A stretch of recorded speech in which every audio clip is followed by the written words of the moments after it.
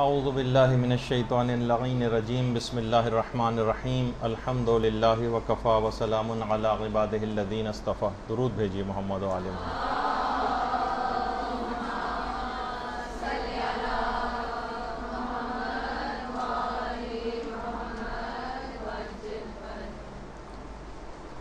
کچھ ہی دن پہلے ہماری مسئلے پر گفتگو ہوئی تھی کہ آئمہ کی ولادت ہوتی ہے یا ظہور ہوتا ہے، اور آپ کو خود بخود اندازہ ہو گیا ہوگا کہ یہ مسئلہ کتنا شد و مت کے ساتھ معاشرے کے اندر گردش کر رہا ہے. اور اس کی جب ہماری گفتگو ہوئی تھی تو ہم نے اس کے اندر 8-9 پوائنٹس ایسے بتائے تھے کہ ان کے نتائج کیا نکلیں گے. فتنوں کو ہمیشہ بہت اس کے بچپن ہی کے زمانے میں اور پیدائش کے وقت ہی اگر کنٹرول کر لیا جائے تو وہ کنٹرول میں آتے ہیں، ورنہ جس وقت وہ تناور درخت بن جائیں تو پھر یہ بھی گفتگو میں ذکر ہوا تھا کہ کومپلیں اور یہ اس کے جو پتے وغیرہ ان کو جھاڑنے سے کوئی فائدہ نہیں ہوتا، پھر وہ ان کی جڑیں مضبوط ہو چکی ہوتی ہیں. اور یہ معاشرے کے اندر اس کے کتنے انحرافات ہیں یہ اب ہم کو اچھی طریقے سے اس کا اندازہ ہوتا جا رہا ہے. تو ایک چیز یہ بھی لوگوں کے پچھلی دفعہ بھی ہم نے ذکر کیا تھا کہ جناب اگر یہ نظریہ بنا لیں گے تو اس کا مطلب ہے کچھ دنوں بعد یہ لوگ یہ بھی کہیں گے کہ نہیں امام حسین قتل بھی نہیں ہوئے، حضرت زہرا اور حضرت زینب کے سر سے چادر بھی نہیں چھینی گئی، اور یہ کیسے ممکن ہے کہ یہ ہستیاں جو ہیں وہ ان کو کوئی شہید کر سکے. اور جتنا غلو بڑھتا چلا جائے گا نا مقام الوہیت پہ ان کو لے جاتے رہیں گے، اس کے بہت زیادہ خطرناک نتائج نکلیں گے. تو پچھلی مرتبہ بھی یہ بات ہوئی تھی. تو آج ہم اس بات کو ڈسکس تھوڑا سا کریں گے 2-4 منٹ کے اندر کہ بہت سے لوگوں نے کہا کہ دیکھیں ایشو ہے نہیں، اور یہ لگتا ایسا نہیں کہ جتنا آپ نے کہیں کہ یہاں پر اب یہ لوگ اس کا بھی انکار کر دیں گے، مشاہد مشرفہ کا بھی انکار کر دیں گے، کہیں گے یہاں پر یہ دفن بھی نہیں ہے، یہ بھی نہیں ہے، وہ نہیں ہے. اور تھوڑا سا شاید ہم لوگوں نے سلسلے میں ذرا سختی کا مظاہرہ کر دیا، ورنہ ایسی بات ہے نہیں. کچھ لوگوں کا یہ اعتراض تو ہم نے سوچا کہ آج اس کو بتا دیا جائے کہ خود علماء بھی یہی بات کر رہے ہیں، اور معاشرے کے اندر ہو کیا رہا ہے وہ آپ کو آج دکھانا مقصود ہے. آواز اچھا اہل بیت بنا کر پیش کرنے کی کوشش کرتے ہیں کہ معصومین علیہ الصلوۃ والسلام کی ولادت نہیں ہوتی بلکہ ان کا نزول ہوتا ہے. انہیں چاہیے کہ وہ اپنی علیحدہ کوئی زیارتیں بنائیں.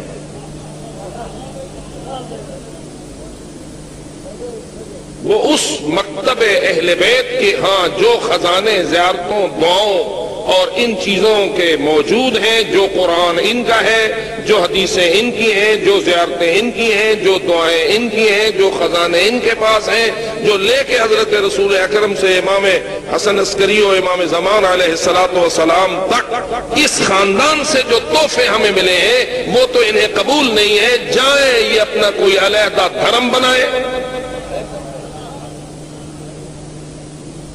ورنہ کون ہے کہ جو یہ نہیں جانتا ہے کہ فقط زیارت وارث میں نہیں بلکہ جو بھی آپ کوئی زیارت اٹھائیں گے تو ہر طرف سے آپ کو ہر امام کے بارے میں یہ جملہ ملے گا کہ اشہد انک کنت نورا فی الاصلاب الشامخہ والارحام المطہرہ. تو زیارت امام حسین پڑھے گا تجھے یہ کہنا پڑے گا، تو زیارت امیر المومنین پڑھے گا تجھے یہ کہنا پڑے گا، تو زیارت حضرت زہرا پڑھے گا تجھے یہ کہنا پڑے گا، تو زیارت حضرت رسول اکرم پڑھے گا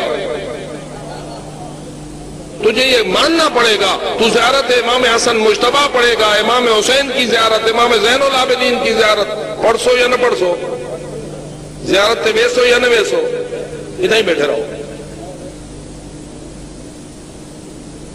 یہ کل انکار کر دیں گے کہ یہ قبریں بھی معصومین کی نہیں ہیں.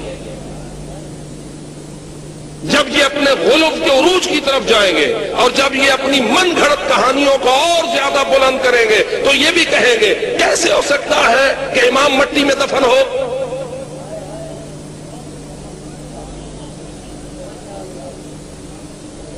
اور کل آگے بڑھ کے یہ بھی کہیں گے کیسے ہو سکتا ہے کہ شمر کا خنجر حسین کی گردن کو کاٹے.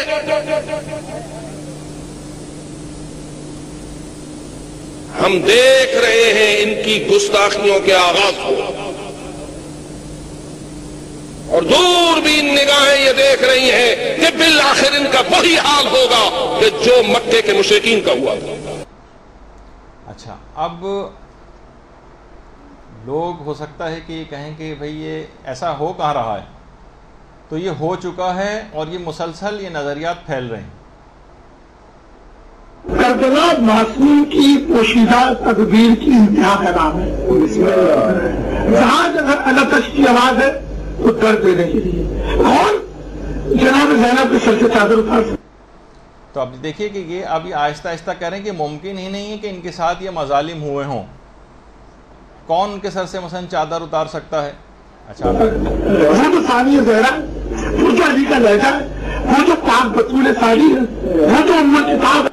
اچھا، ام الکتاب آپ کو پتہ ہے کہ اس کی بہت ساری تعبیرات ہیں، اس میں ایک تو یہی ہے کہ قرآن کو ام الکتاب کہا گیا، لیکن یہ کہہ رہا ہے کہ نہیں، حضرت زینب سلام اللہ علیہ وہ ام الکتاب ہے۔ خیر، اور خود ایک ایسی امامت مطلقہ، اب کہا ہے کہ حضرت زینب ایک امامت مطلقہ ہے، یعنی ان کے پاس بھی امامت ہے۔ یہ غلط اور انحرافی عقائد ہے۔ یہ جہاں جب کوئی امام بولتا ہے تو دوسرا امام خاموش ہوتا ہے، یہ مالک کا راز ہے۔ اگر علی بولیں گے تو حسن خاموش رہیں گے، اگر حسن بولیں گے تو حسین خاموش رہیں گے، اگر حسین بولیں گے تو سید سجاد خاموش رہیں گے۔ یہ کیا بات ہے کہ جب جناب زینب خطبہ دیتی ہے تو بھی سید سجاد خاموش، یعنی اگر وہ خاموش ہے تو اس کے معنی کہ ان کے پاس امامت ہے، یہ ثابت کرنا چاہ رہا ہے۔ ورنہ کتنے ایسے مواقع ایسے آئے ہیں کہ مثلا صاصہ ابن سوحان کے متعلق ملتا ہے کہ امیر المومنین جیسا شخص جو کہ فصاحت و بلاغت میں اتنا ہوتا کہ فرمائش کر کے صاصہ ابن سوحان سے کہتے تھے کہ وہ کچھ کلام کرو، اپنی فصاحت سناؤ، تو اس وقت امیر المومنین خاموشی سے سنتے تھے۔ تو کیا ہم صاصہ ابن سوحان کو یہ کہیں گے کہ ان کے پاس امامت آ گئی کہ امام خاموش ہے اس وقت؟ یہ معنی اور مفہوم میں مراد نہیں، لیکن اب آگے سنیے۔ مجھے بتانا ہے کہ یہ بطول پاک کا ظہور ہے، یہ ام الکتاب ہے، اس کی جرأت ہے، تو اس بات کو لوگ کیوں نہیں تسلیم کر رہے کہ ہم جیزس کرائسٹ کے لیے کہتے ہیں کہ صلیب پر حضرت عیسیٰ نہیں تھے، ان کی شبیہ تھی، تو کیوں نہیں سمجھ میں آتی بات؟ کربلا میں کسی نے مولا حسین کو صفا نہیں کیا ہے، اس کی شبیہ کو، کربلا میں کسی نے مولا حسین کو صفا نہیں کیا ہے، اس کی شبیہ کو، کربلا میں کسی نے مولا حسین کو صفا نہیں کیا ہے، اس کی شبیہ کو۔ کربلا میں مولا حسین ذبح نہیں ہوئے، امام حسین کی شبیہ ذبح ہوئی۔ کسی کی جرأت ہے جو موت اور خیرات کے خالق کو ذبح کر دے، اور وہ شبیہ اتنی طاقتور تھی حسین کی، اللہ اکبر، وہ شبیہ اتنی طاقتور تھی کہ موقع تیزہ پر قرآن کی تلاوت کر رہی ہے۔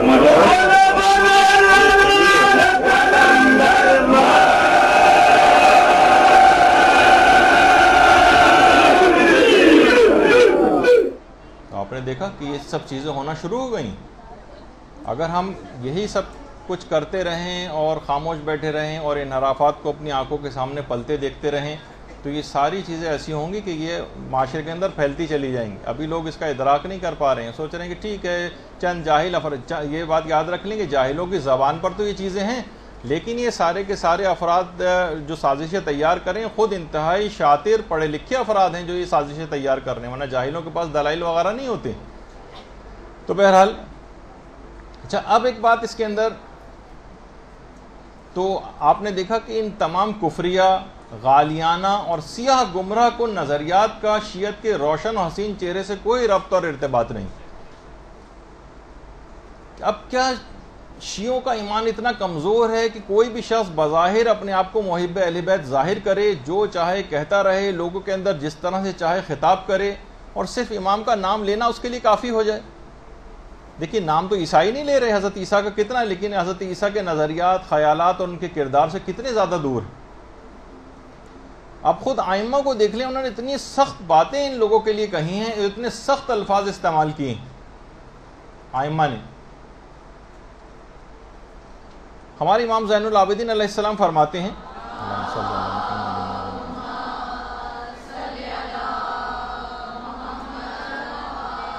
کہ یہودیوں نے عزیر سے محبت کی اور جو چاہا کہہ دیا، نہ تو ان کا عزیر سے کوئی تعلق رہا اور نہ ہی عزیر کا ان سے کوئی تعلق رہا۔ یہی حال محبت عیسیٰ میں نصارہ کا ہوا، اور ہم بھی اسی راستے پر چل رہے ہیں۔ ہمارے چاہنے والوں میں بھی ایک قوم ایسی پیدا ہوگی جو ہمارے بارے میں یہودیوں اور عیسائیوں جیسی بات کہے گی، تو نہ ہمارا ان کا ہم سے کوئی تعلق ہوگا، نہ ہمارا ان سے کوئی تعلق ہوگا۔ یہ باقاعدہ امام نے یہ بات کہی۔ اور اسبغ ابن نباتہ نے امیر المومنین سے جو روایت کی ہے کہ امیر المومنین نے فرمایا کہ میں غالیوں سے ایسے بیزار ہوں جیسے عیسیٰ ابن مریم نصارہ سے بیزار تھے۔ اے اللہ تو ہمیشہ انہیں ذلیل و رسوا کر، ان کی کوئی مدد نہ کر۔ اور امام نے یہ بھی فرمایا کہ جو بھی انبیاء کے بارے میں ربوبیت کا دعویٰ کرے گا یا آئمہ کو رب یا نبی قرار دے گا یا غیر امام کو امام قرار دے گا، ابھی آپ سن رہے تھے نا حضرت زینب کو انہوں نے کہا کہ وہ امامت مطلقہ ان کے پاس تھی، غیر امام کو امام قرار دے گا، ہم اس سے بری اور بیزار رہیں گے دنیا میں بھی اور آخرت میں بھی۔ ہمارے 8ویں امام نے عیون اخبار الرضا میں باقاعدہ ان کی حدیث آئی اور فرمایا کہ خدایا جس نے بھی یہ خیال کیا کہ ہم ارباب ہیں یعنی ہم رب ہیں، ہم ان سے بیزار ہیں، جس نے یہ کہا کہ تخلیق ہمارے ہاتھ میں ہے، رزق کی ذمہ داری ہمارے اوپر ہے، ہم اس سے بھی بیزار ہیں۔ جس طرح سے عیسیٰ نصارہ سے بیزار تھے، خدایا ہم نے انہیں ان خیالات کی دعوت نہیں دی ہے، لہٰذا ان کے محملات کا ہم سے کوئی مواخذہ نہ کرنا اور ہمیں معاف کر دینا۔ خدایا زمین پر ان کافروں کی آبادی کو باقی نہ رکھنا کہ یہ تیرے بندوں کو گمراہ کریں گے، ان کی اولاد بھی فاجر اور کافر ہی ہوگی۔ ابھی آپ نے سنا کہ وہ کہتے تھے کہ موت و حیات کے خالق کو کون ذبح کر سکتا ہے، اس کے متعلق بھی ابھی آگے آئے گی۔ چھٹے امام یہ بھی کہتے تھے کم سے کم وہ بات جو کسی بھی شخص کو ایمان سے باہر نکال دیتی ہے وہ یہ کہ کسی غالی کے پاس بیٹھ کر اس کی بات سنے اور اس کی تصدیق کرے۔ آپ نے دیکھا کتنا مجمع تھا اور ایسے پتہ نہیں کتنے اجتماعات کہاں کہاں ہو رہے ہیں جس کے اندر ہزاروں لوگ شریک ہو رہے ہیں، ان کی باتوں کی تصدیق کر رہے ہیں، ان کو غور سے بیٹھ کر سن رہے ہیں، اور ایمان سے خارج کر دینے والی بات۔ جو بھی ہمارا شیعہ ہوگا ہرگز انہیں اپنا دوست اور مددگار نہیں بنائے گا، ان غالی افراد کو۔ اور یہ بھی فرمایا چھٹے امام نے کہ اپنے نوجوانوں کے بارے میں غالیوں سے ہوشیار رہنا، یہ انہیں برباد نہ کرنے پائیں، کیونکہ غالی بدترین مخلوق خدا ہیں جو خدا کی عظمت کو گھٹاتے ہیں اور بندوں کو خدا بناتے ہیں۔ خدا کی قسم غالی یہود و نصارہ اور مجوس و مشرکین سے بھی بدتر ہے۔ اور ابھی آپ نے سنا کہ وہ کہہ رہے تھے کہ کون جو ہے وہ موت و حیات کے خالق کو ذبح کر سکتا ہے، یعنی امام حسین موت و حیات کے خالق ہیں، جبکہ خود سورہ ملک کے اندر ہے الذی خلق الموت والحیات، وہ پروردگار ہے کہ جس نے موت و حیات کو خلق کیا۔ رزق کے بھی حوالے سے آئمہ کے وسیلے سے رزق ملتا ہے، آئمہ واسطہ بنتے ہیں، ان کے وسیلے اور واسطے ہی سے ہم لوگ ہر چیز کھا رہے ہیں، لیکن خدا معاذ اللہ معطل ہو گیا اور سارے کام موت و حیات، خلقت اور رزق وغیرہ ان کے ذمے کر کے وہ معطل ہو کے بیٹھ گئے۔ ایسا کوئی نظریہ ہماری شیعت کے اندر جو ہے وہ نہیں پایا جاتا۔ اچھا، اب بس اس کے اندر ایک بات یہ کہہ دی جائے کہ اگر ہمیں ان ڈیپتھ جا کر دیکھیں تو ان کا مقصد یہ ہے کہ سارے فضائل بھی ختم ہو جائیں گے۔ غلو کا نتیجہ یہ، آپ سوچتے ہیں غلو کے معنی مقام سے بلند کرنا، یہ فضائل کو ختم کرنے والی چیز ہے۔ وہ کیسے؟